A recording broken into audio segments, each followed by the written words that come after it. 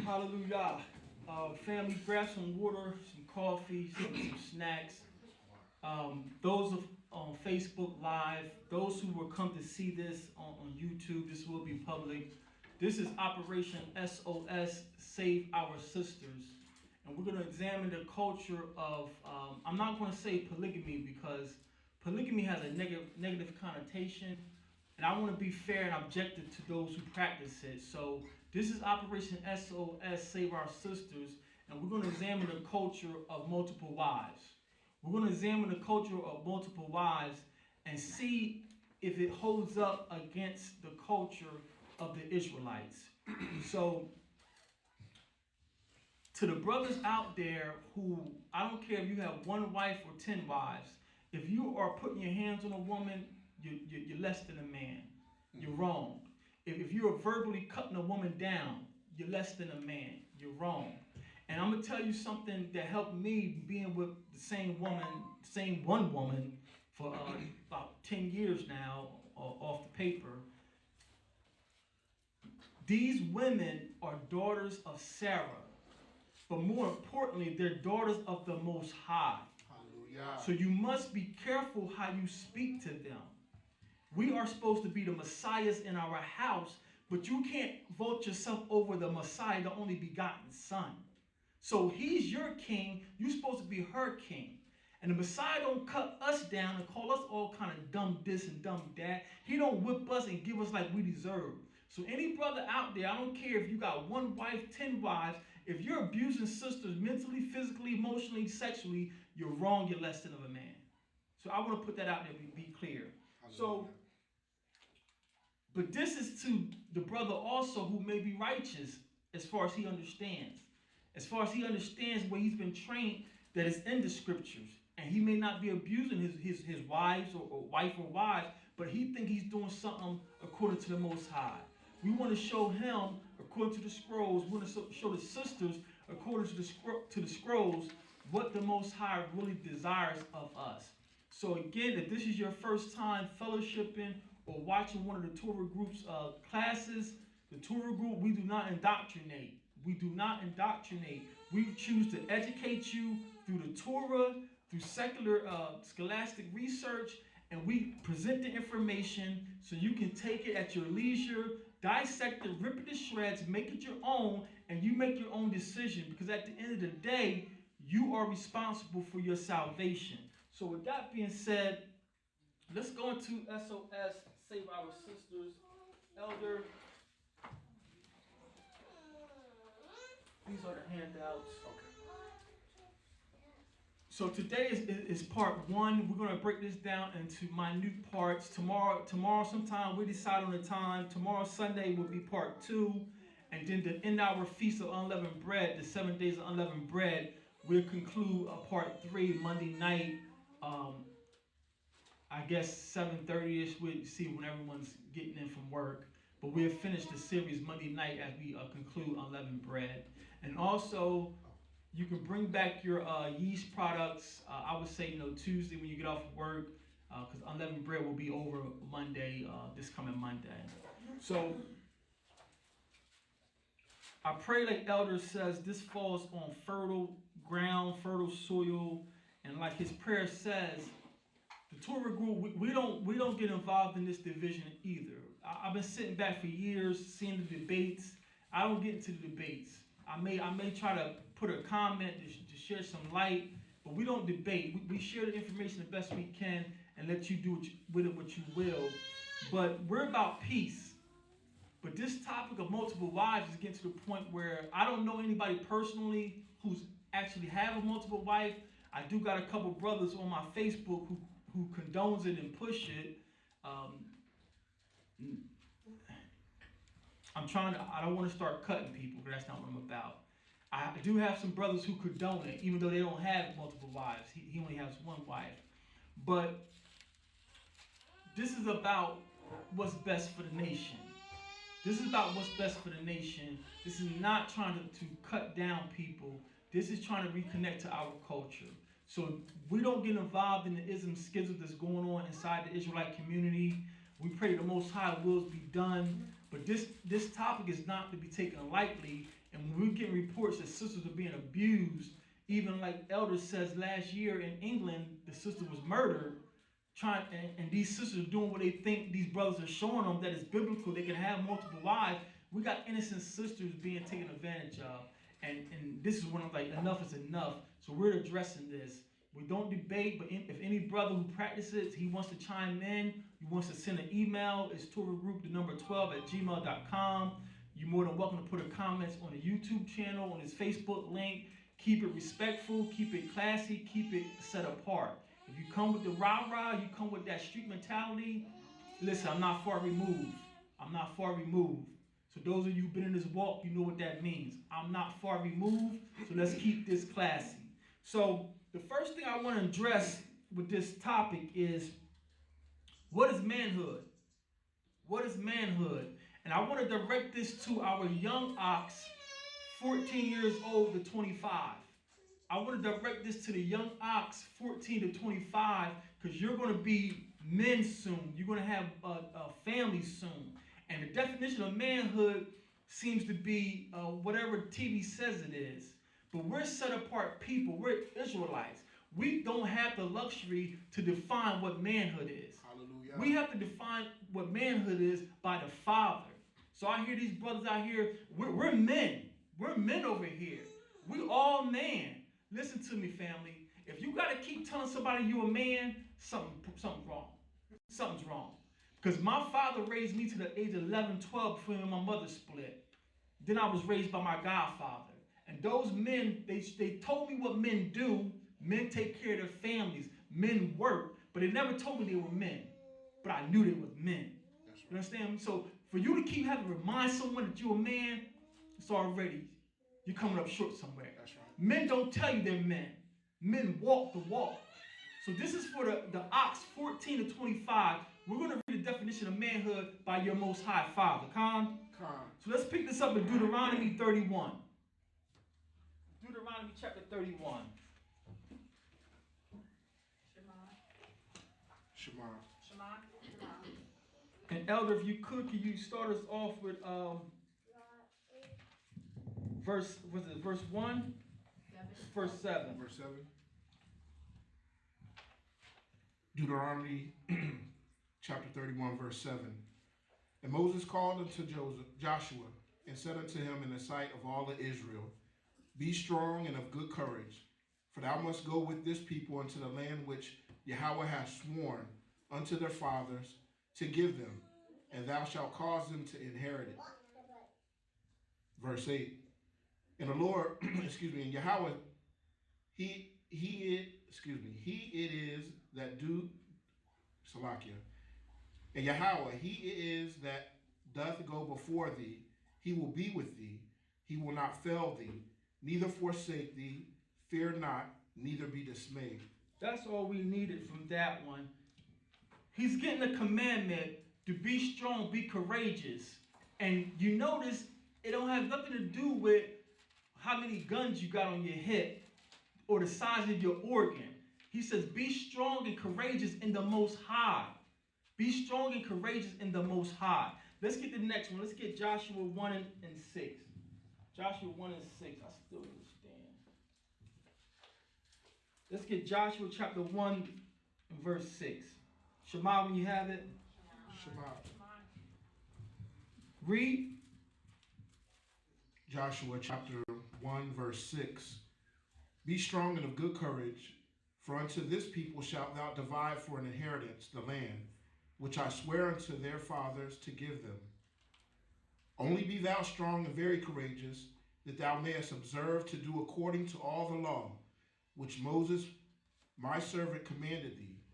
Turn not from it to the right hand or to the left, that thou mayest prosper whithersoever thou goest. Another example, we see the words being strong and courageous, and then the caveat behind it is, keep the command that I gave to Moses.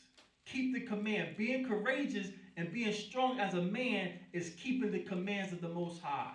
Nowhere do we gauge our manhood by how many women we can collect, by the size of our organ, our bank accounts, how many cars we can collect. These are all Greco-Roman ideologies of manhood. So when you get out there talking about I'm a man because of this and that, you're following Greek culture, don't even know it, but you're telling your people you're set apart.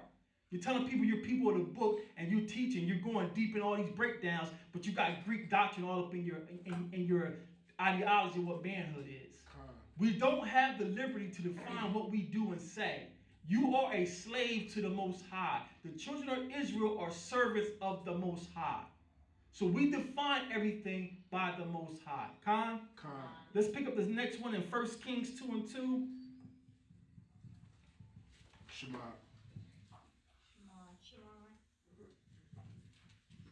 1 Kings 2:2, read.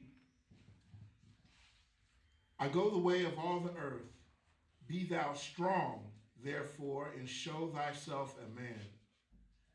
And keep the charge of Yahweh, thy power, to walk in his ways, to keep his statutes and his commandments, and his judgments, and his testimonies, as it is written in the law of Moses, that thou mayest prosper in all that thou doest, and whithersoever thou turnest thyself.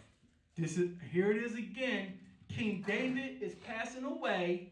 He's about to sleep with the fathers, and he's giving command to Solomon. He's saying, son, be strong and courageous. But he don't say collect chariots. He don't say collect women. He says, son, be strong and courageous and stand on the commandments. Hallelujah. When we say Shemai, we're saying guard the commandments. We're not saying we're going to be perfect. Because that's what the Christians hit you with. No one can keep all the law. No one can keep perfect. But you're saying you're Jesus telling you to be perfect because I'm perfect. You can't have it both ways. But to the Hebrew mind, being perfect is not, you're not going to fall. Guard the commandments means when I get into error, I have a thought that don't line up with the Torah, I get myself back and I'm guarding the commandments. Yah says I can't think like that. Hallelujah. Yah says I can't move like that. So that's what Shamar, Yasha'Allah, Shamar, Israel means, guard. Every time a prophet say Shamar, that's mean I'm saying something important. I'm saying something important. Guard what I'm about to say. So Solomon is telling, or David is telling Solomon, son, be strong and guard these commandments. And if you guard them, then you're going to be prosperous. How many of us went to secular school, education? Your mom, dad forked over that $80,000, $100,000 for the tuition? No, right? We took out loans and stuff, right? How many of you lived in a dorm? You was around all kind of wicked people, right? Throwing up. We learned a lot of wicked stuff being around other people, right? Nowhere in our book does it says send your kids to Greek schools. It says keep this. That's right. And I'll make your way prosperous. Look at all the gifts we got. Our women cook the best. I don't care, hands down. I may be biased. I believe it too. But our women cook the best. Look, we just went through their Black History Month. Look at all the inventions our fathers did. The first wealthy sister was who? Who's it? C.J. Walker. C.J. Walker. Yeah. What school she went to? She didn't go to. She used the gifts Yah gave her. We don't need their system. We don't need their education. And we proved to them that with Black Wall Street. They say it's an area right here in Durham that was a small Black Wall Street, Black doctors and lawyers. We proved to them, just leave us alone.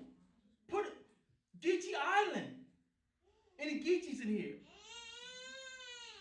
Be proud. I don't know. Geechee Island was the worst part of the island. They said, give the niggers that. And guess what we did with it? We made it flourish. And when it started flourishing, we need that back. Yeah. Right now, they're doing gentrification. They don't get it. You can put us on the moon. We're going to be all right. Because we guard the commandments. It has nothing to do with you. I got a PhD from Harvard. You don't know nothing. I got 10 degrees. I got stacks. Oprah got stacks. And nobody told Oprah in France, nigga, you can't apply nothing in here.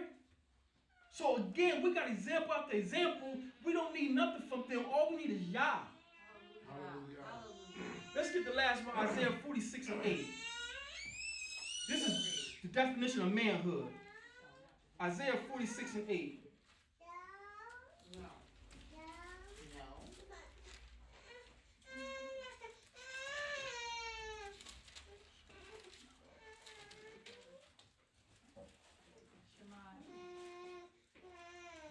Shema.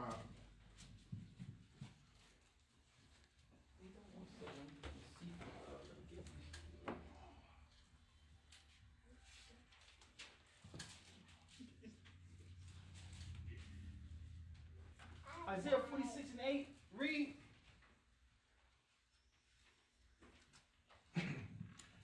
Remember this, and show yourselves men. Bring it again to mind, O ye transgressors. Want to read verse 8 or verse 9? Yes, sir. I'm sorry. I'm still flipping here. Verse 9. Remember the former things of old, for I am Yah, and there is none else. I am Yah, and there is none like me.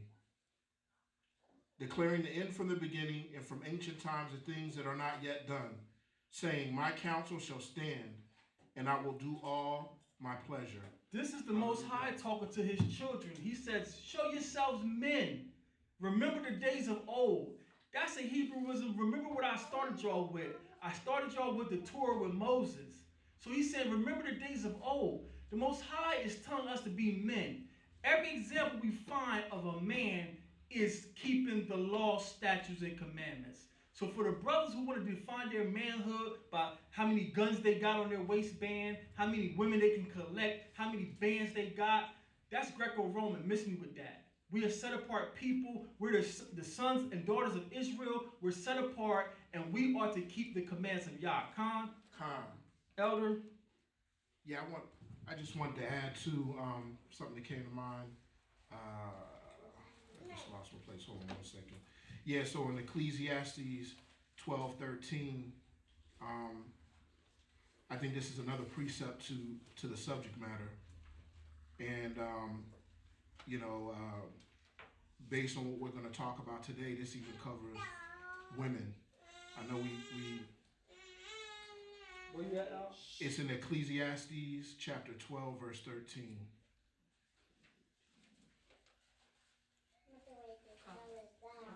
I'm still getting used to this one.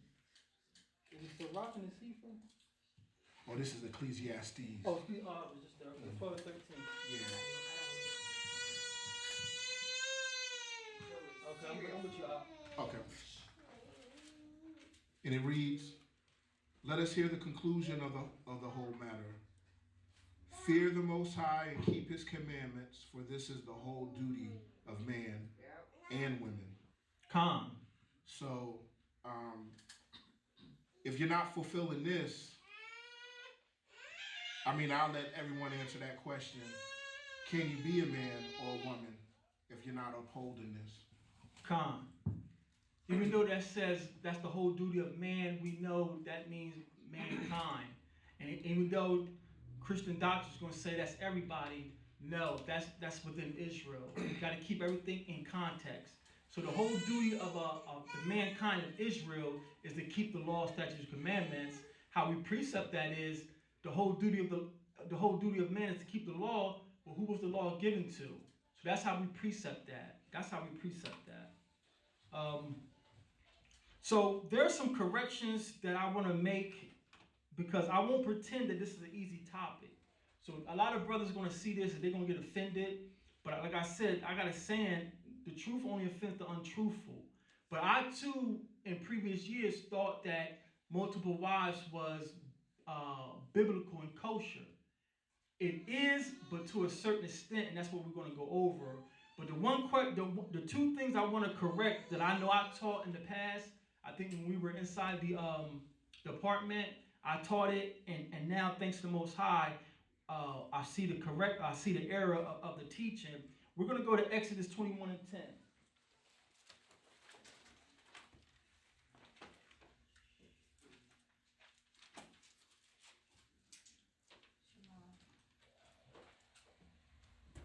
Shema.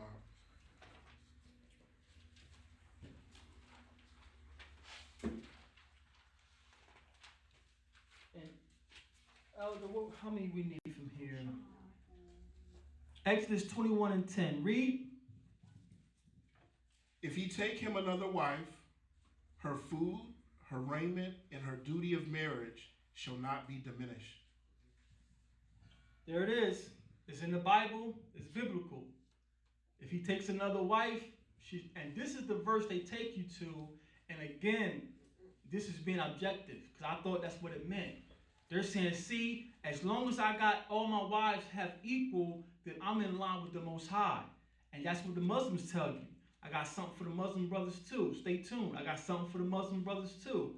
But this is one of the precepts they take you to. See, multiple wives is in the Bible. But I left my other text at home. My other text, and I was working on the class, and Sister Barbara had mentioned it, and I didn't want to, I was hoping she didn't keep going because I wanted to save it for this class. But in the Bible that I got at home, it has a subtitle to this chapter. And it says, Laws for Servants. Laws for Servants. So let's go back up and get the context here. Let's go Exodus 21:1.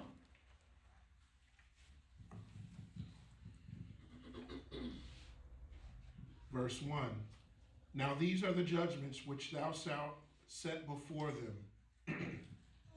If thou buy an Hebrew servant, 6 years he shall serve. This whole chapter right here, after that statement right there, is for if you have Hebrew servants. It doesn't cover an Ethiopian servant. It covers a Hebrew servant. So when we drop down to verse 10, and he's saying if he buys another, if you keep this in context, what it's saying is, if you buy a Hebrew servant and you marry the daughter, meaning I fall on hard times and I sell my daughter to elder, he must treat her as a lawful, regular wife that he paid a dowry for. That's why these brothers are teaching, and that's why I say it's culture over everything. And we're going to get to it. But in the Hebrew, the legal wife, you go to her father and you pay a dowry. Her father tells you what he wants for his virgin, and you go pay for that, or you go work up to that. So this ain't a regular wife. This is, I done fell on hard times, and I'm a servant to you, and I have a daughter that I brought with me. And you say, well, I would like to have your daughter as my wife. And I says, okay, you can, and maybe you'll pay me for it, give me some land. But the Torah is protecting this Hebrew servant. If you put her away, or if she becomes, well, let's stay here first. If she becomes your wife, you must treat her like she's a regular wife, not like she's a servant. That's what this is protecting. This is not saying if you add a wife in addition to your wife. But this is what we've been teaching over the years, and it's not saying that. And we're going to get to it. So let's prove it. Since we said it, let's prove it. Let's prove it. Let's go to Exodus 22 and 16. Exodus 22 and 16. Exodus 22 and 16. Shemai. Read. And if a man entice a maid that is not betrothed and lie with her, he shall utterly endow her to be his wife. 17. And if her father utterly refuse to give her unto him, he shall pay money according to the dowry of virgins. So here's we're getting pieces of a Hebrew kathaba or ketubah. Kathaba or ketubah is just a Hebrew word that means writing. That's where we get the word, or they got the word scriptures from. Kathab in Hebrew just means writing. So when we talk about a ketubah or kathaba, it's a contract. It's a written contract. So here we see a man has defiled a woman. He took her without her father's permission. Now he has to go to the father and endow him, meaning pay for this Hebrew sister. And it says if the father refuse, he don't like you or think you wicked, he can refuse your dowry. Then now you got a punishment. This is in opposition to the Hebrews 21:10. The brother was poor and he sold his daughter into slave to be your wife. I don't have to pay your dowry because me being poor. I said you take my daughter to be your wife. So Exodus 21:10 is protecting my daughter from being abused by you. You can't treat her less than a wife that was bought with a dowry. Does that make sense? Correct. We're going to see it again. Let's get Proverbs 31 and 10. Proverbs 31 and 10.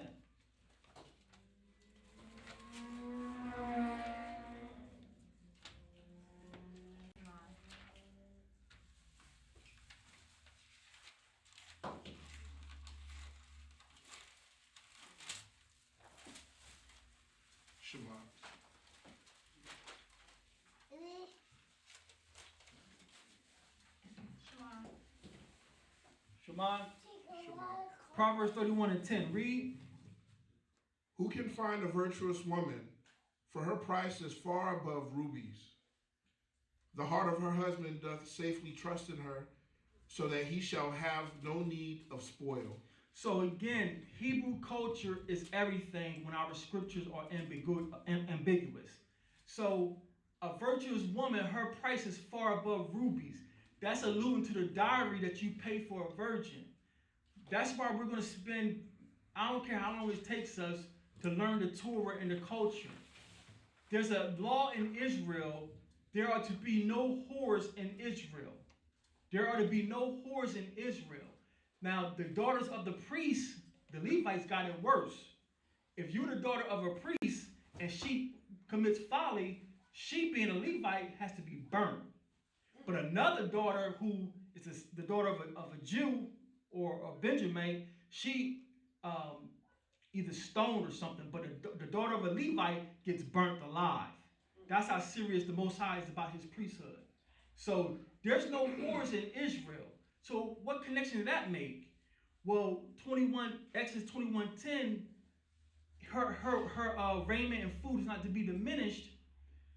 So a woman gets married in Israel, she's with her father. She's with her father. So why would a woman need you to provide her food and raiment? My dad is taking care of me. So that verse, her food and raiment is not to be diminished, is not giving you a justification to make sure all your wives are equal. That's not what that's saying.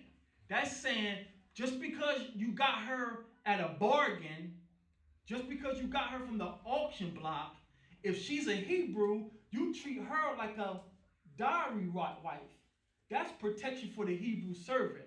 That's only for the Hebrew daughter. Now, if you got a Canaanite, you don't have to do that. But again, that's a correction. This is one of the first precepts they take you to. See another wife here. And it's not saying in addition to your wives. It's saying the Hebrew servant that you make your wife, you can't diminish her food or raiment as if she's not a regular wife. Because again, if she's coming from her dad's house, she don't need your food and raiment. And we had a caste system. A daughter of a king would marry the son of a king. She don't need your food and raiment. She's coming with wealth. Again, these brothers don't learn culture. They get together and they just, y'all ever seen me and Gina love that little boy, he preaches. Y'all ever seen a little boy who preaches? He be singing, oh man, he's the cutest little boy. He be singing like his grandpa, you won't love Jesus. But y'all see, how can these little boys do that? They're just rehearsing what they sing. And a lot of these brothers are doing the same thing with this Israelite awakening. They're getting inside the organization, all praises, because you're off the streets. So again, family, you have to be objective and recognize the rose that's growing from the concrete. I'm not destroying my brothers. I'm just being objective. These are roses growing from they're coming out of gangs. They're coming out of group homes. So pump your brakes when you're trying to destroy them. But being objective, they're just getting under a teacher and regurgitating what they've been taught. That's why I have Elder come up to have his own style. Because I watch some of the other channels, and when the main moray is not teaching, if you close your eyes and listen, it's like the main one is teaching because they done emulated his style, they done emulated his phrases. That's not what this is about. You do what the Most High bless you to do and the word he put on your word. But these brothers are just learning, just pretty much rehearsing. So once that moray feel he's ready, he goes out and he just regurgitates. He hasn't learned no culture. He don't have the spirit on him. He just rehearsed what he's been taught. But multiple wives, we're going to show you, multiple wives is not part of our culture. So the next one they take you to is Isaiah. Is it Isaiah? Isaiah 4:1. Isaiah 4:1.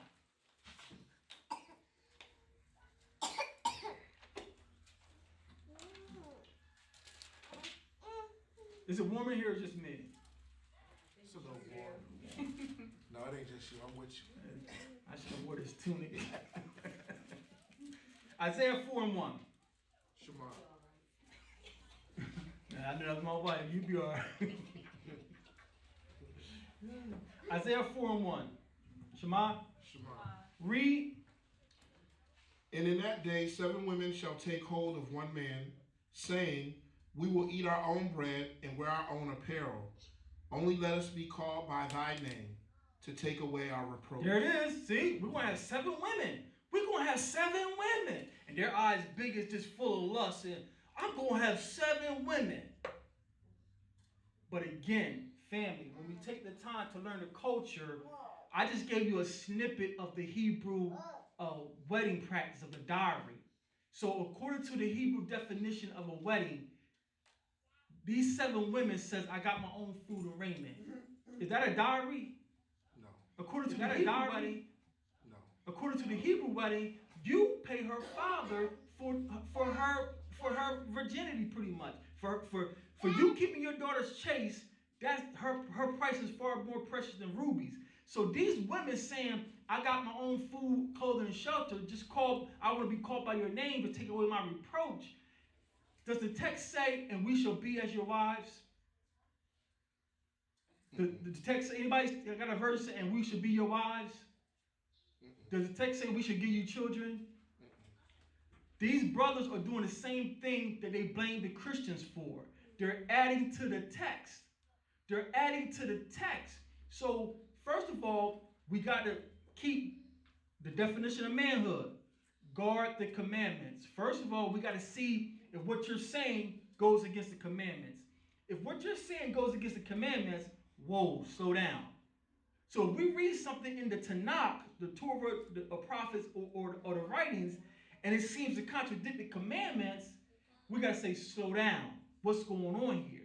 That's what we got to study our culture. So the one thing I want you to, we're going to delve back to this later in the lesson. These 7 women grabbing hold of a man does not constitute a Hebrew or Israelite marriage. Now, my sisters in here, all my independent, throw your hands in the family. All my independent sisters who work 40 hours plus a week, let me see your hands. Huh?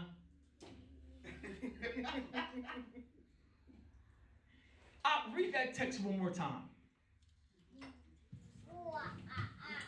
Isaiah chapter 4, verse 1. And in that day 7 women shall take hold of one man, saying, we will eat our own bread and wear our own apparel.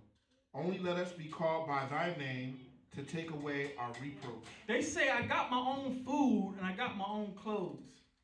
What independent Israelite sister is going to just give you carte blanche and I got my own? Can we talk? Can we talk? These sisters not saying I'm going to be your bed wench. There's something going on in this time of our captivity, and they're saying, listen, I got my own. I don't need you to feed me, but let me be called by your house to take away my reproach. There's something's going on, and these brothers missed it. All they say, 7 women, oh man. And you're missing the culture because, again, if the commandments, we guard these first. They're above everything other than, of course, the Most High and Yeshua. But the commandments is your first go-to. So when you read something that contradicts the commandments, you got to say, what's going on here? You got to be like these children with their parents right now. What's that number one question babies ask? And they don't never get tired of asking it. Why? Like, man, listen. And then our parents would say eventually what? Because I said so. That means your dad and mom didn't know. They just got tired of you asking. But that's what you got to do with these scrolls. When you get something that contradicts the commandments, you just don't roll with it, because this brother, look at him, he's mighty, he got the garments on, he got YouTube followers, and he got syndicated churches. We're not going to have 7 women. This is not a Hebrew marriage here. These sisters say, I got my own, I'm independent. Now, I've been out the game for a minute. I've been with one wife for 10 years. But I don't know no sister who's going to let you just run wild on her when she got her own. Because back in the day, that's how a man controlled a woman, because he controlled the wallet. So she pretty much, if you don't want to go back to your mom's house or your dad's house, you do what I say, because I control the pocketbook. Now, the sisters are pretty much making more than the men. You can't control the woman with your pocketbook. So these sisters say, I got my own.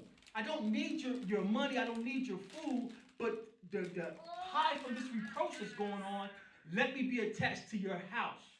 So again, family, this is not a Hebrew wedding here. These are not Hebrew marriages. This is something going on in the earth that single women wants to be protected from the reproach that's going on. This is not, we're going to have 7 women in the future. That's what these brothers hold on to. So that's the correction. So let's get deeper into this. Let's go to Deuteronomy 22 and 21.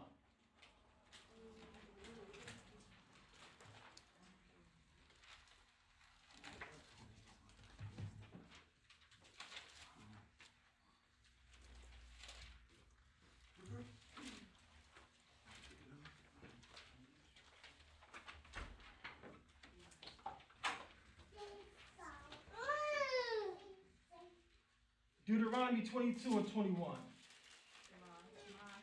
Shema. Shema. Read. Then they shall bring out the damsel to the door of her father's house. Wait a minute. 22 and 21, you said? Did I say it wrong? I'm sorry. I was on 22. That's all right. All right. 22 and 21. Read. Then they shall bring out the damsel to the door of her father's house, and the men of her city shall stone her with stones, that she die, because she hath wrought folly in Israel, to play the whore in her father's house. I'm sorry, Elder. This is just verifying, family. If you are a single Israelite woman, you're unmarried, you're going to be in your father's house.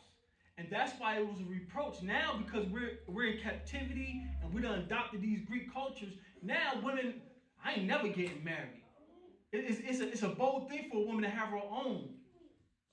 But in Israel, it was a reproach for a woman to be a certain age and still in her father's house. So that confirms their food and raiment should not be diminished. That's not talking about a regular virgin of Israel. Because if she's a regular virgin of Israel, her father is supporting her.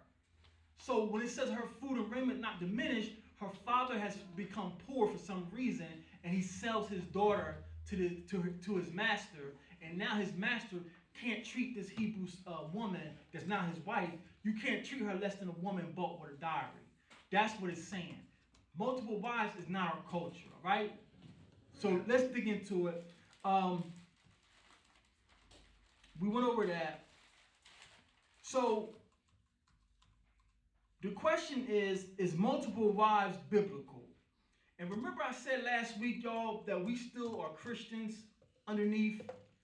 And that's not a slight. That's the facts of the case. However long you stayed in the church, you got Christianity in you. And that phrase is biblical. The brothers are using it. It's biblical. It's biblical. And they don't even understand when they say it's biblical.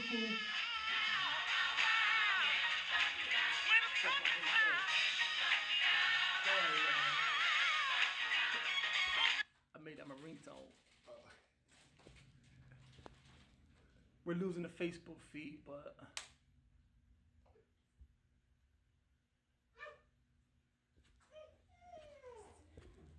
sorry about that.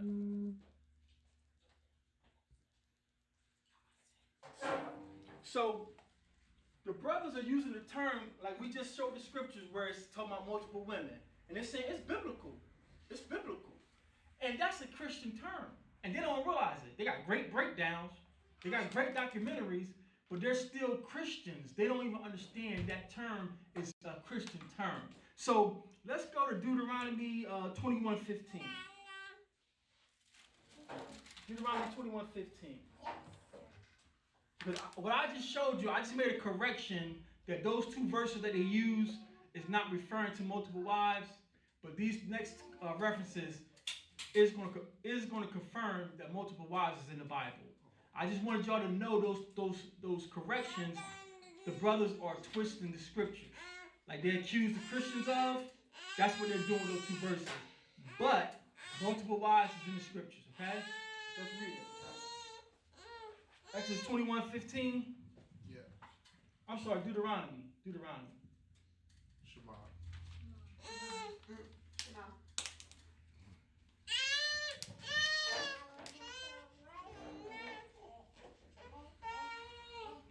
Deuteronomy 21:15. We're losing the Facebook.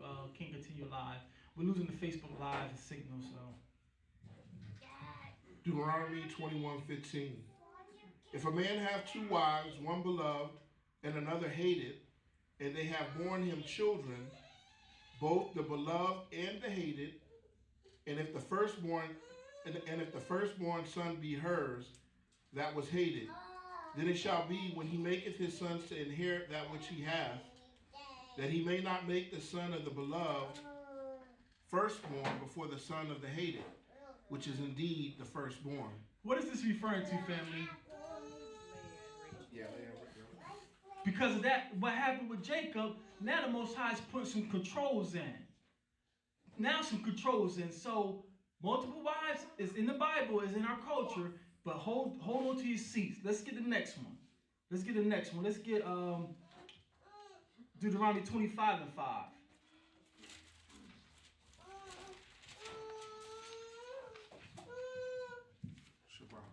Deuteronomy 25:5. Shema. Read. If brethren dwell together, and one of them die, and have no child, the wife of the dead shall not marry without unto a stranger. Her husband's brother shall go in unto her, and take her to him to wife, and perform the duty of a husband's brother unto her. Here it is again. Now this is the only, air quotes, this is the only kosher multiple wife culture we have. If your brother died without seed in Israel, you are to take his wife and raise up seed for your brother. This happens through the lineage of Yeshua. That's why people have a debate about is he really real or not, or is he really supposed to be king. This is the only kosher legal multiple wives. So every brother, and stay with me to the end. If these brothers watch this lesson, stay with me to the end. If you do not have the wife of your brother inside your house, then that's not legal. That's not legal. How about surrogacy? Who? Surrogacy, like Leah and Rachel gave their maids to have children for them. That's a good question. And that's, she's referring to Rachel and Leah competing, and that's not natural to our culture. That's not natural to our culture. So for the brothers, if y'all watching this, hold on to the end. We read if man have two wives and one is hated, then he is not to love the children from the hated more than the children of the loved. That's obvious, referring to Leah and Rachel with Jacob. But according to the culture, if you don't have your brother and wife in your house and you got some other, that's illegal.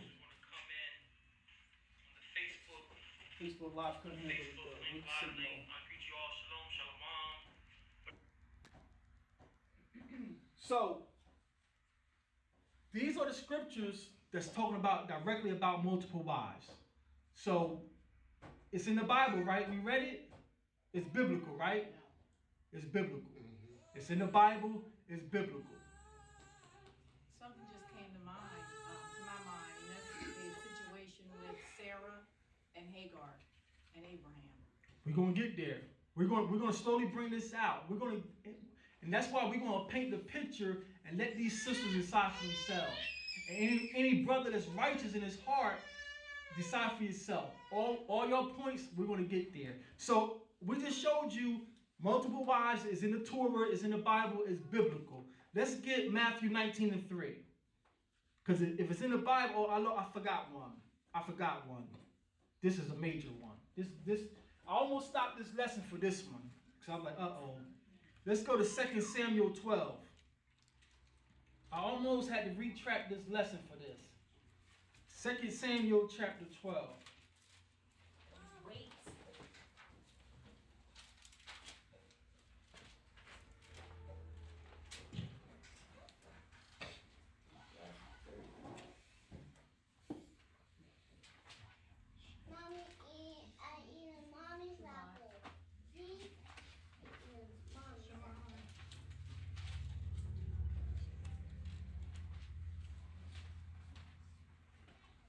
2 Samuel 12, and I'll pick it up at verse. I want to read the whole thing. Just for we'll double back before we finish the lesson, or before we finish the series. We're gonna pick up verse 8 and then 11. 2 Samuel chapter 12, verse 8. And I gave thee thy master's house, and thy master's wives into thy bosom, and gave thee the house of Israel and of Judah. And if that had been too little, I would moreover have given thee unto thee such and such things. This is the Most High talking to King David after he killed Uriah. The Most High says Nathan the prophet says, go tell David that I gave you Israel. I gave you Saul's house. I gave you Saul's women. If that was too small, I gave you Judah. I gave you Israel. If that wasn't enough, I would have gave you, just name it. Why did you have to have this man killed and then continue to cover it up? Y'all know the story. Why did you have to do this thing? Why did you have to transgress my law? So when I read this, family, and all praise be to the Most High, because, doing research, I'm trying to be objective. It's not about being right. It's about us being objective and being true to the text. So when I read this verse, I was like, I got to shut this down. The Most High just told David, I gave you wives. So I was like, what can I say against these brothers? The Most High said I gave David wives. But it wasn't set well in my spirit because I know the commandments is our go-to. So that's why it got me thinking like something's going on here. What's going on here? But again, they're going to take you to this verse. It's in the Bible. It's biblical. God gave David wives. You got to keep the culture and the era in context. And that's what we're going to do. So let's go to Matthew 19:3. Because multiple wives is in the Bible. It's biblical. It's biblical. If it's biblical, we should do it. Matthew 19:3. Shemai.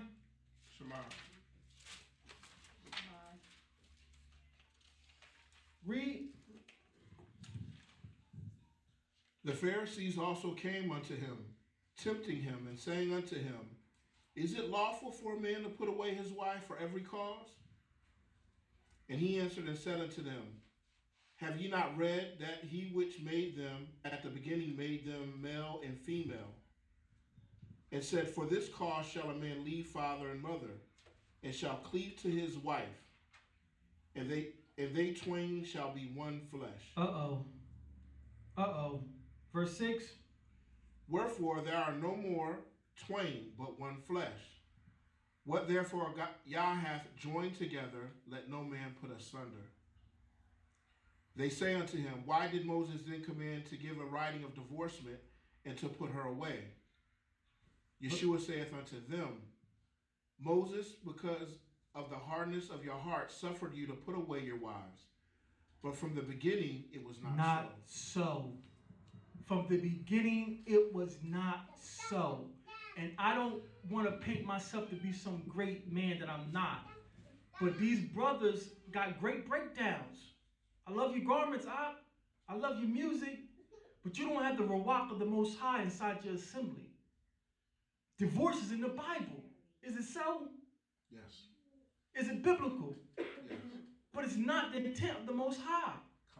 Now, remember I said I asked questions because me asking questions was a way for me to have dialogue with the Christians without being offensive. So I came up with, let's ask some hard questions. So to ask a hard question is, these Pharisees are trying to trip the Messiah up. And it's like, I'm like, well, this would have been a perfect opportunity to ask about multiple wives, wouldn't it? They just said about putting away one wife. Again, you got to keep everything in context. Queen? He says put away wives with an S. But he's talking to a group. He's talking to the Pharisees. He's talking to a group. And the Sefer here it says, and you get the context when he quoted Genesis. The two should be one flesh. So everything, again, these brothers are cherry picking scriptures just like the Christians. And they're not being true to the text. So, like Queen just noticed, it says wives. We're dealing with translations. We're dealing with corrupt scrolls. So you get the context. It says Messiah just quoted Genesis. The two shall be one. So we know when he says put away your wives, he couldn't refer to put away your multiple wives. So everything got to stay in context. These brothers are cherry picking scriptures like they chop the Christian heads off for. So I thought this was odd. I said, well, let's keep going on. So multiple wives is biblical. Divorce is biblical. But was it so from the beginning? No. From the beginning, it's not so.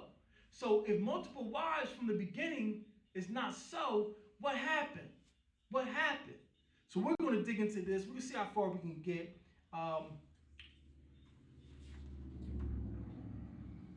Let's go to Deuteronomy 17 and 17. And this is why we're taking time to learn the Torah, because the Torah is our culture, family. And once we learn the Torah, the sisters who want to teach and want to present something are going to have an opportunity, because you will be well-rounded enough to present. And once you learn the Torah, the Hebrew culture, it's harder for people to deceive you. It's harder for people to deceive you. Deuteronomy 17 and 17. We might just do the front and back of this today and pick it up tomorrow. Deuteronomy 17 and 17, we're going to read down to 18. Shema. Shema? 1 second.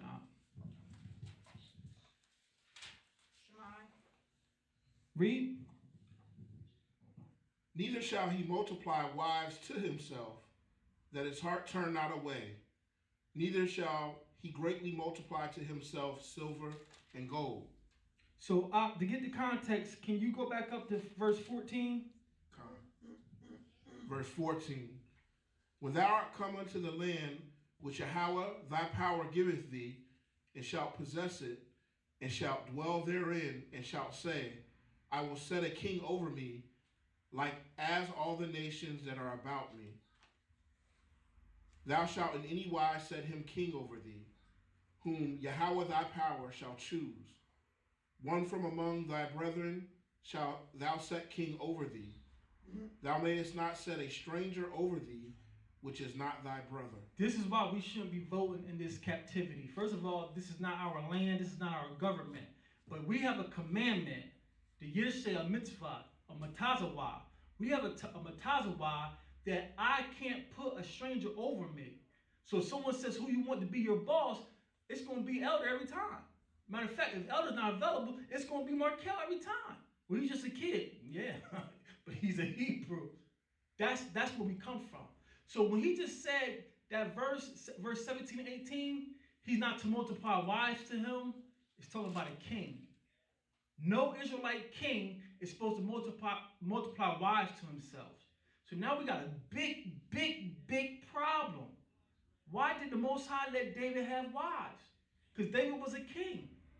We got a big problem. Now, if you want to be lazy and not do the research, you're going to roll with it because it suits your flesh.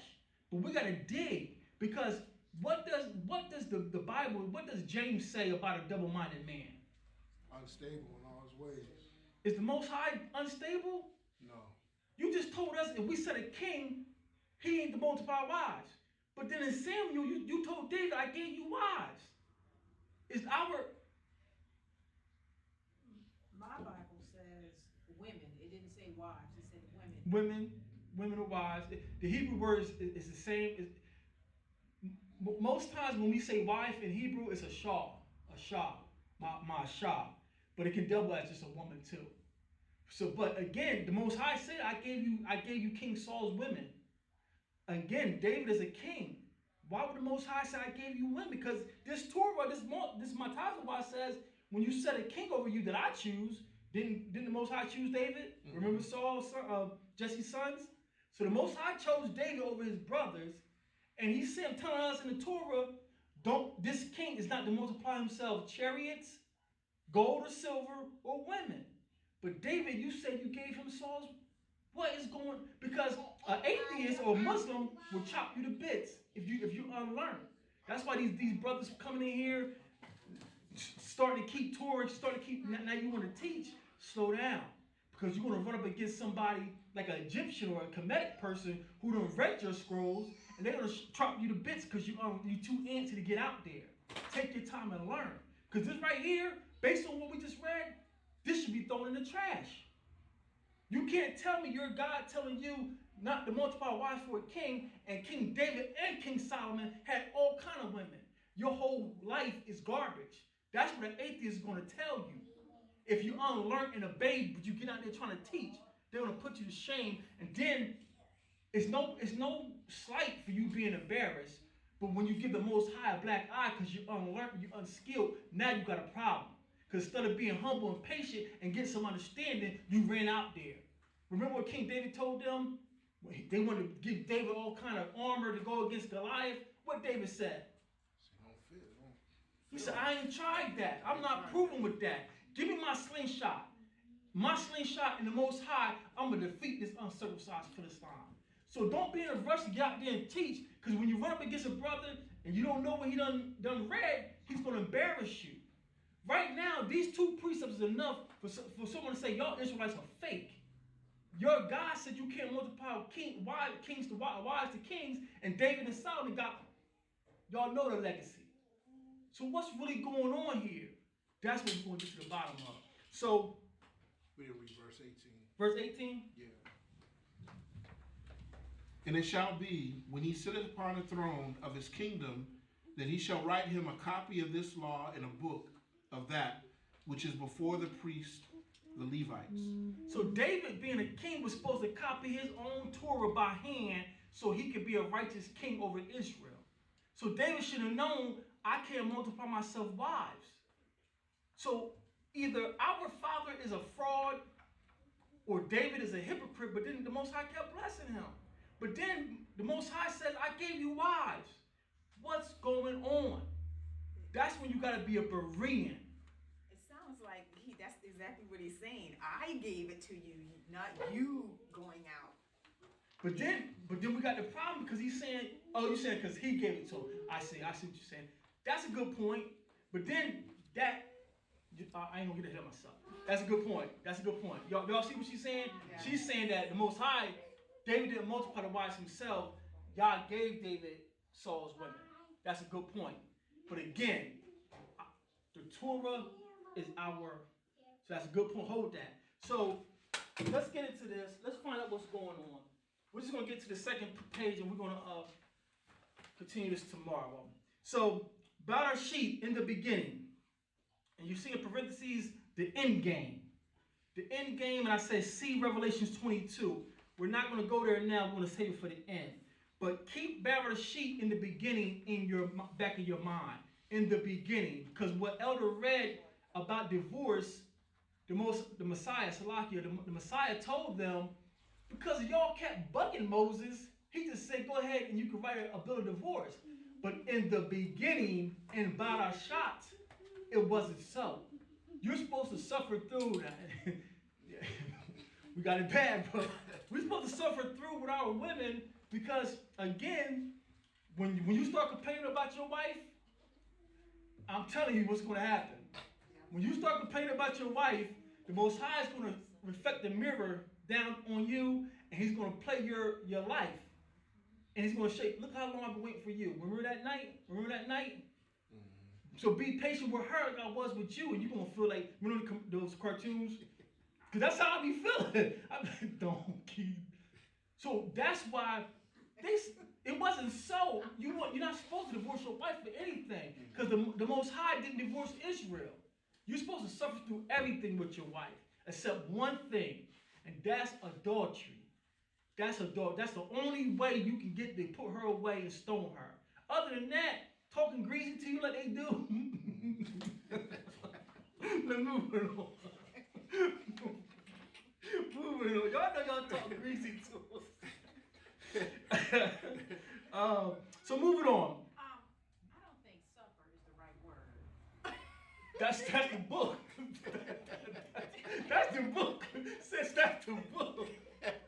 That's what the book says. You gotta suffer through with her like I suffered through, like he suffered through with us. That's the book.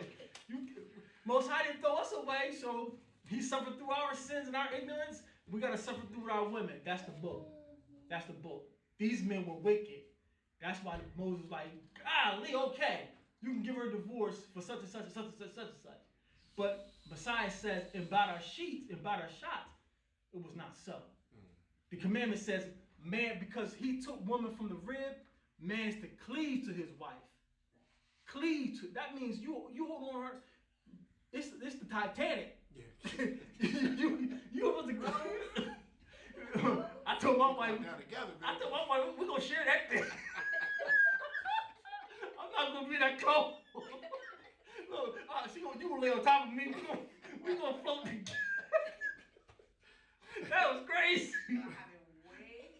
Yeah. But that's what we're commanded to do. You're commanded to cleave to your one wife. Cleave to your one wife. So let's get into it. Let's see if we can get to the bottom of this page. Matter of fact, we're going to get down to the marriage references in the scrolls, and we'll say that for tomorrow. So let's go back to the beginning and pick up Genesis 2:23. Did we read Revelations 22? No, I said we're going to save it for the end. I'm sorry, I didn't hear. I'm probably. We'll save it for the end. What was that? Genesis what? Genesis 2:23 to 24. Shema. Read. And Adam said, this is now bone of my bones and flesh of my flesh. She shall be called woman, because she has taken out of a man. Therefore shall a man leave his father and his mother, and shall cleave unto his wife, and they shall be one flesh. They shall be one flesh. Now, family, this is what the Most High gave to me. Because, again, I'm never going to stand before you like I'm some kind of guru. That's why I told you, when you start getting your lessons, don't be so like you got to come up with everything. Pray, and Most High that's what he do. He going to give you everything. Because she was taken from man. She was taken from man and formed. She's womb man. She's womb man. She's a womb from the womb of a man. He says, because of that, the two shall be one, and you shall cleave to your wife. Another verse we're going to read, you're supposed to leave your mother and father's house. Can't be a mama's boy. Go ahead and get your own and go suffer with that woman, you know? But this, family, this is a commandment. This is not a suggestion. This is not an option. You are to cleave to your wife.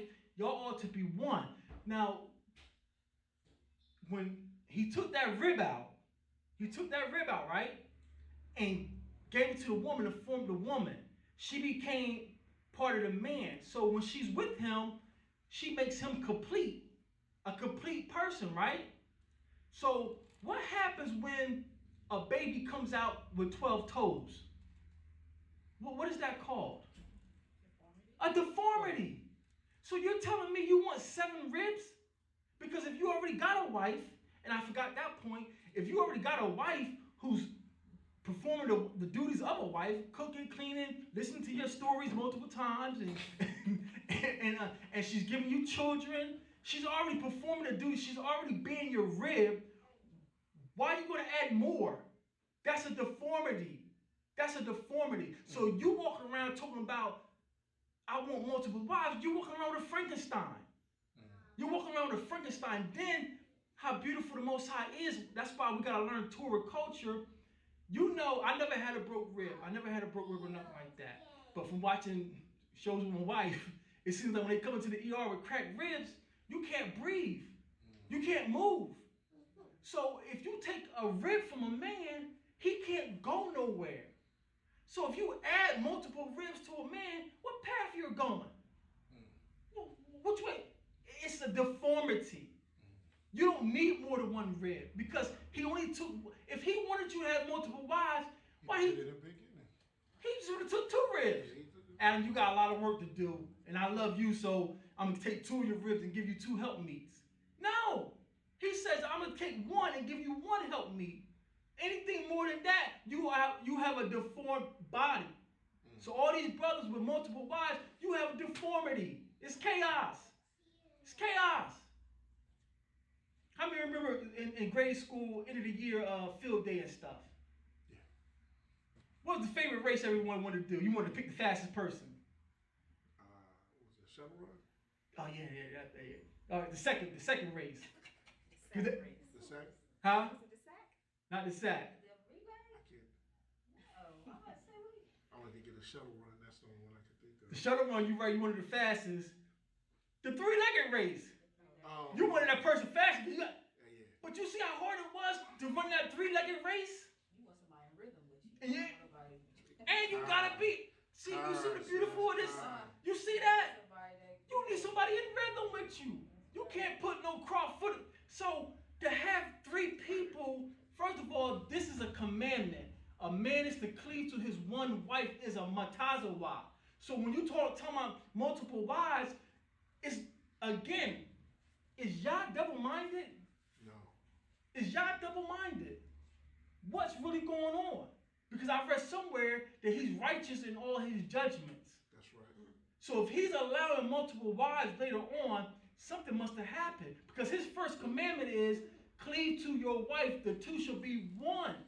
Not, and these brothers, I heard them multiple times. You know, they all macho, standing there, their councils, and got the fringes on, got the staff. And they'll tell you quick, when they bashing a certain lifestyle, God made Adam and Eve. God didn't make Adam and Eve, or Adam and Steve. And that's correct, right? Right. But now you're telling me God made Adam and Eve, and on the side, Genevieve. That's what you're telling me. Y'all bold with that. God made Adam and Eve. Oh, boy. Did he make Adam and Eve? Because now y'all saying he made Adam and Eve and Genevieve too. Well, you know it was another person in the garden. Where? Show it to me. Because again, like put in context, if there was another person, if Adam had another wife, because y'all heard that story, Adam had another wife. It said the two should be one. The two should be one. So where you get he had another wife? You're adding to the text to justify your wickedness. Mm-hmm. So let's keep going. Let's finish this one section here. Let's go to Sirach 7:25. No, I'm on the wrong page. Salakia.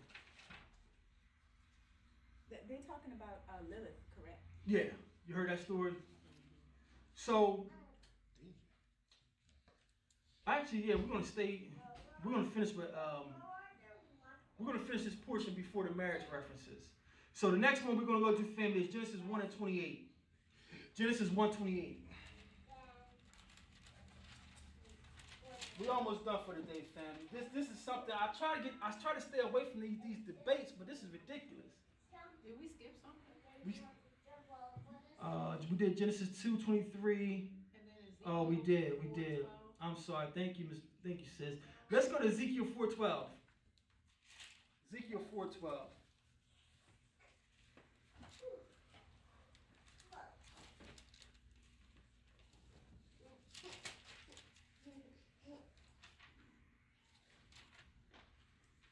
Ezekiel. So we just got a commandment in Genesis that the two shall be one. That's a commandment. Hey, that's black and white. You don't need no breakdown. The two shall be one. That's a commandment. Let's get Ezekiel 4:12. Shema. Read. And thou shalt eat as barley cakes, and thou shalt bake it with dung that cometh out of the man in their sight. So the reason why we're going here, family, we just established Genesis 2:23 is a commandment. The two shall be one, and they shall be one flesh. The man shall cleave to his wife. That's a commandment. So for you to say now you can have 2 and 3 and 4, you have to find somewhere in the scrolls where the Most High has retracted or redacted his previous commandment. So for them to say that multiple wives is biblical and kosher, you have to show me where the Most High has changed his mind, like we're about to do here. This is a prophecy where the Most High is telling Ezekiel, I'm going to give Israel a sign, and I want you to bake bread and bake it with cows dung. Verse 13, read out. And Yah said, even thus shall the children of Israel eat their defiled bread among the Gentiles, whither I will drive them. Then say I, Yahweh, my power, behold, my soul hath not been polluted. From my youth up even until now, have I not eaten of that which dieth of itself, or is torn in pieces? Neither came there their abominable flesh into my mouth. Then he said unto me, Lo, I have given thee cow's dung for man's dung. Y'all just changed his mind. This is a clear correction.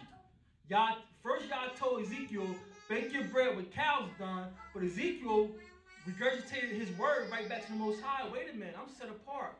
I've never eaten nothing defiled. So Yah says, okay, use the cow's dung. First he said man's dung, right? Yeah, man's dung. First he tells Ezekiel, I'm so messed up, mad at Israel. Show them how they're going to eat their bread. And I want you to take human feces and bake your cakes. And Ezekiel's like, whoa, Most High, we're set apart. And Yah quickly retracts. Okay, use cow's dung. This is I can see this. So for these brothers to say multiple wives is okay with Yah, you got to show me where Yah then retraced or redacted Genesis 1 flesh. Show me where he says, okay, now the two can become 4 and 5. Show that to me. Because when Yah changes his mind, he lets you know. So let's get it again in Hosea. Let's get it again in Hosea. This is how you got to go below the surface and be Bereans. Because everything sounds good on YouTube. Oh, yeah. Especially you get young men. I'm going to have 7 women. Yeah, yeah. No. Hosea 1 and 10. This is right here something the Christians love. Hosea 1 and 10. This is right here something the Christians love. Hosea 1 and 10. Shema.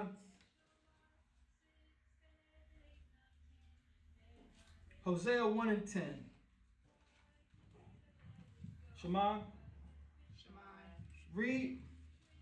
Yet the number of the children of Israel shall be as the sand of the sea, which cannot be measured nor numbered.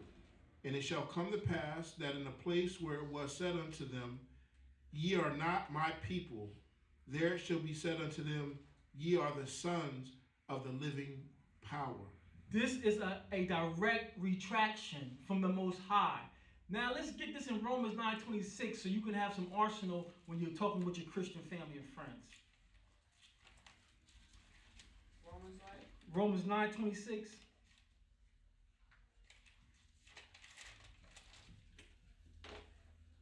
Shema.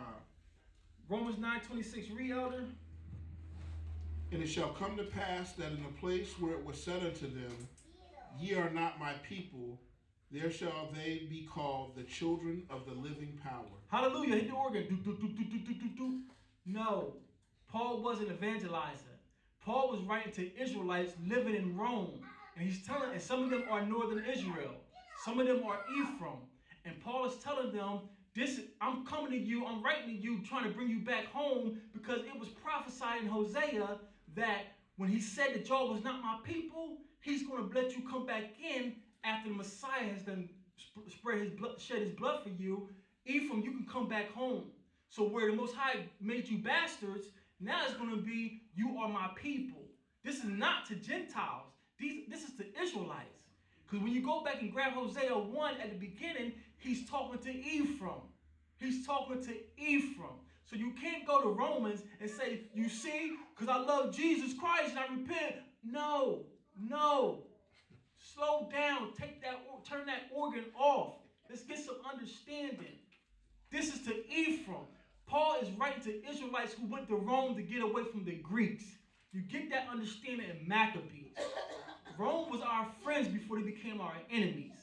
We ran to Rome when the Greeks was throwing us off the cliffs. When the Greeks says, you can't keep Torah, you can't circumcise your sons. We had Israelites who said, I'm going to Rome. Now Paul is writing to them. So this is a direct retraction. Where I said you was not my people, I'm going to call you sons of the Most High. It's not to the world, it's to our Israelite brothers from Ephraim. But that's a direct retraction. I can see it, I can touch it. So if you can't show me where Yah says, hey, elder, now you can take more women in your house. You can't show that to me, you are under false doctrine. You are a false prophet. You are a false teacher. Bottom line. Your feelings hurt, you got to deal with it. Show me where the Most High retracted Genesis 2:23, the two shall be one. Show it to me, all right? So that's why I want to show you how the Most High makes his correction. Let's go back to Genesis 1:28 now.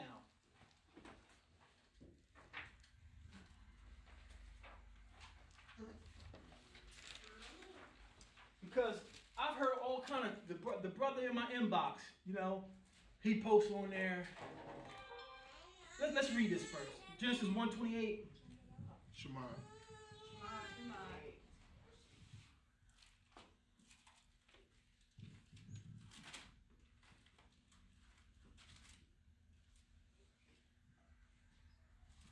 Bereshit 1:28. Shema. Shema. Read. And Yahweh blessed them, and the Most High said unto them, Be fruitful and multiply, and replenish the earth, and subdue it, and have dominion over the fish of the sea, and over the fowl of the air, and over every living thing that moveth upon the earth. So the brother I seen him post, like, man, don't you want some help around the house? Wouldn't your wife love some help around the house? Well, first of all, you shouldn't have a bigger house than you can handle. First of all, that's being greedy. Second of all, the Most High just told Adam and Kawah to replenish the whole earth. That's a big job. And guess how many women he gave him? One wife. So if Adam was going to need some help, why did the Most High give him another wife? Again, be Bereans. These brothers say things that sounds logical. Yeah, we supposed to have a lot of women to help with the house. And no. What's wrong with you helping with the house? That's what you got Junior for. Tell Junior to put that game down and go take the trash out. But these brothers come with a bunch of logic that sounds good. Then you get the brothers, yeah, that's right. Yeah, come on, let's slow down. Let's get some understanding. Let's get some understanding, all right? All right, so let's move on. We're almost done, y'all. So Adam and Eve get a command to replenish the whole earth, and it's only them two. He didn't get multiple wives to replenish the earth. Let's go to the book of Adam and Eve. Let's go to the book of Adam and Eve. We got a few more and we're done for the day.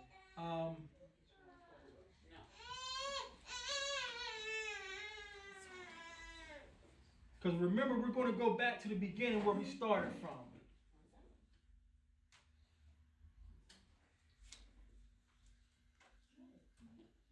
And I'll get it up on. Give me 1 second to share the screen. And Elder, we want Adam and Eve, book 1, chapter 13. Let me get it.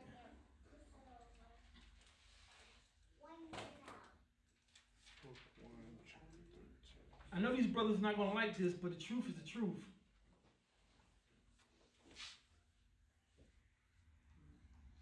Why did I do that?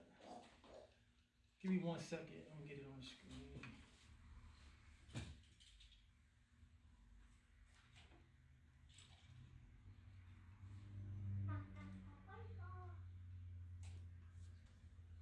The Most High's end game, y'all, is to get us back to the beginning. And hopefully by Monday night we'll be able to see this. All right, 13.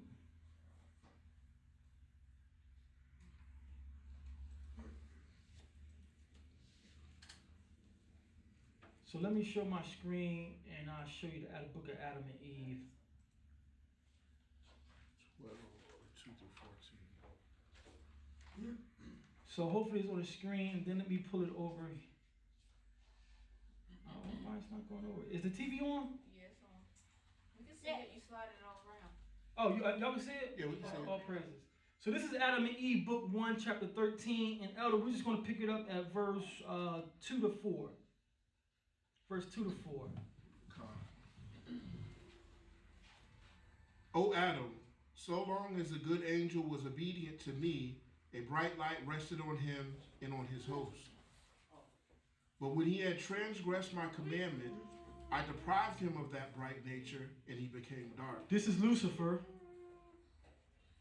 And when he was in the heavens, in the realms of light, he knew nothing of darkness. But he transgressed, and I had made him fall from heaven onto the earth, and it was his darkness that came over him. And it was darkness that came over him. And on you, O Adam, while in my garden and obedient to me, did that bright light rest also. But when I heard of your transgression, I deprived you of that bright light. Yet of my mercy, I did not turn you into darkness, but I made your body of flesh, over which I spread the skin in order that it may bear cold and heat. So why did we get flesh, y'all? Our transgression. Sin against the Most High. You see how powerful this thing. We wouldn't even have these bodies if it wasn't for sin.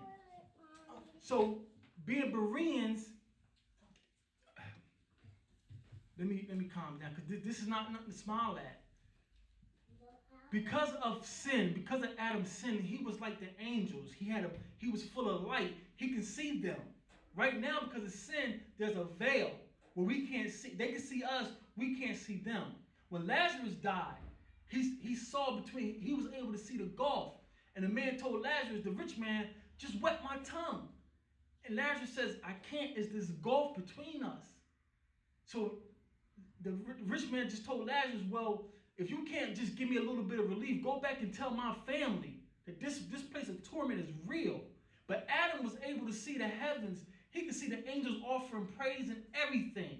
He had a bright light. That's why he had no need of the sun or the moon. He was so bright. He didn't see that because he outshone them. So this nature of the Most High showing love, because he could have killed us. He could have killed Adam. But the mercy says, I'm not going to do like I did Satan. I made Satan and covered him in darkness. But because I love you, I'm going to give you this flesh that you can bear the elements when I kick you out the garden. Now watch how powerful this is. Everything your flesh desires is because of sin. Because of sin. Let's finish this up. You're going to see what I'm talking about. Let's finish this up. The latter part of verse 9. And commanded you to live in this cave, and darkness covered you, as it did over him who transgressed my commandment. Thus, O Adam, has the night deceived you. It is not to last forever, but it's only of 12 hours. When it is over, daylight will return. We wasn't even supposed to have night, y'all. We wasn't supposed to have night. That's why I did that class. People saying that an Israelite day starts in the evening. How? How, Sway? How can our day start in the evening? We wasn't supposed to have an evening. We were all supposed to be sons of light. When you read the book of, when you read the Dead Sea Scrolls, it says the sons of light fought against the sons of darkness and prevailed. That's me and you, Op. We putting on some boots. But we supposed to be lights. We ain't supposed to know nothing about darkness. What's that song in the 80s, babe? What come out at night? Freaks. The freaks come. Y'all remember that song? Freaks come out at night. And it's the truth. Yeah. In my hood, you'll see a nice man during the day. He's talking to you, you know, cutting grass at night. He just got to get that mission. We say he on a mission. Y'all see somebody walking on a mission? Like, yo, what's up, D-boy? It's like, you done got them $30? We ain't supposed to have night, y'all. We got night because of sin. This flesh is because of sin. So these brothers want multiple wives. What you want multiple wives for? If you got one wife taking care of the house, what you need another one for? Your flesh. So you're operating in sinful flesh and carnality. You don't have the ruach, but you got great breakdowns. Y'all feast is what they call it now, babe. Y'all feast is dripping. You know, y'all, we used to say wet, you know, your feast is wet, but you ain't got the ruach there. You in there shopping for 10th wife. And it's only for your flesh. Because if you already got a woman doing the duties of a wife, why do you want more? It says to build the kingdom. To build the kingdom. And Adam and Eve populated the world with two people. Y'all know Hebrews, even in slavery. And we was in dirty slave quarters. Ain't no anesthesia, what you call that? Ain't no anesthesia. No, you mean Ain't nothing clean in a slave house. Right. Ain't nothing clean in a slave house, and our children coming out healthy and strong while Master up in the house, his little I ain't gonna say it. But we're popping out children by the dozen in a dirty shack with no insulation, with snakes coming through the bottom, and you up in your big house, and your wife is struggling to get out one little. We're the people of the book, y'all. Yeah. So we don't need multiple. If y'all want to, I'm getting ahead of myself. I'm not going to do that. All right, let's finish this up, Elder. All right. Verse 11. Ben.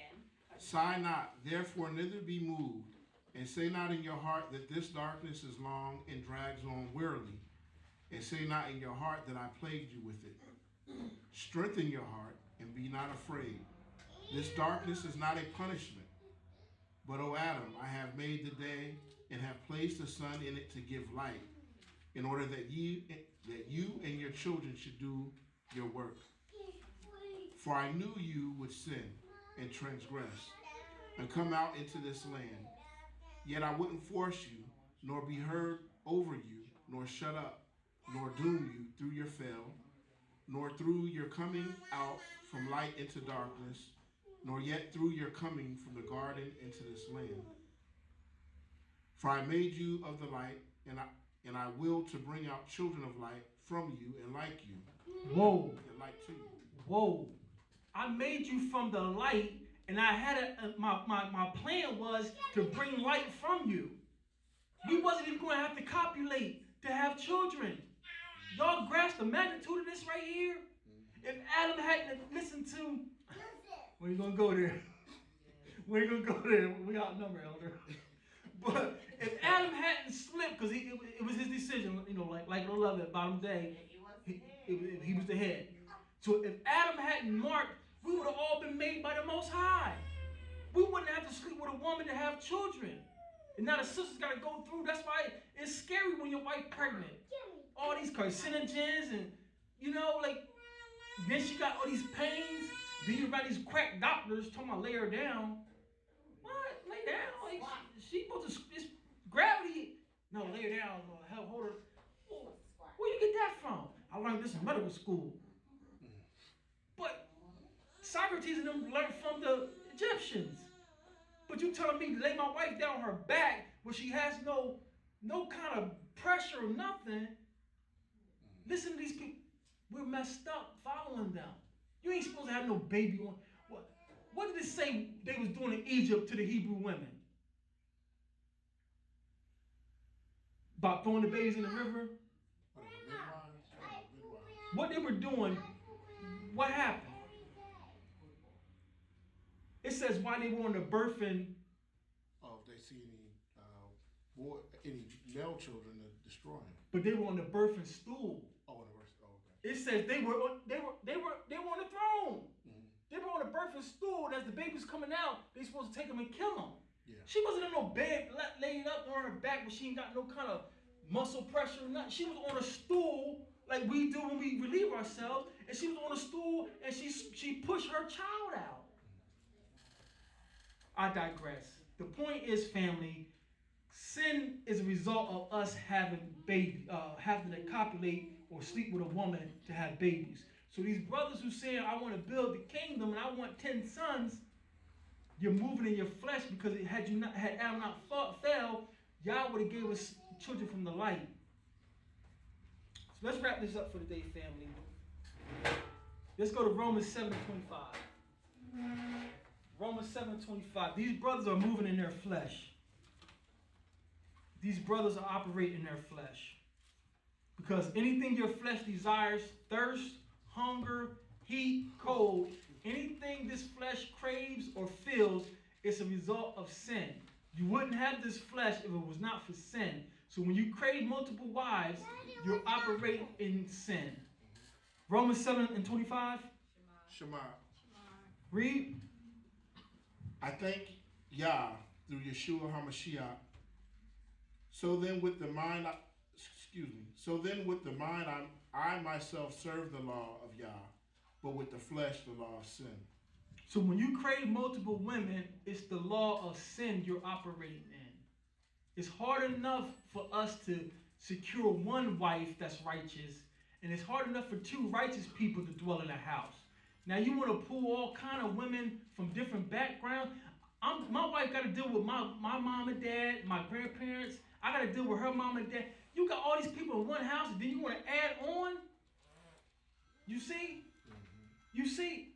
You operate in your flesh. Let's get the last one, fam. Let's get Romans 8:6. Romans 8:6, and Elder, we'll read down to verse 8. For to be carnally minded is death, but to be spiritually minded is life and peace. Because the carnal mind is enmity against Yah, for it is not subject to the law of Yah, neither indeed can be. So then they that are in the flesh cannot please Yah. If you're in the flesh looking for multiple wives to add to your house, you're under your flesh. Because we just read in the book of Adam and Eve that we only need to satisfy this flesh, whether it be hunger, food, thirst, or sensuality, because of sin.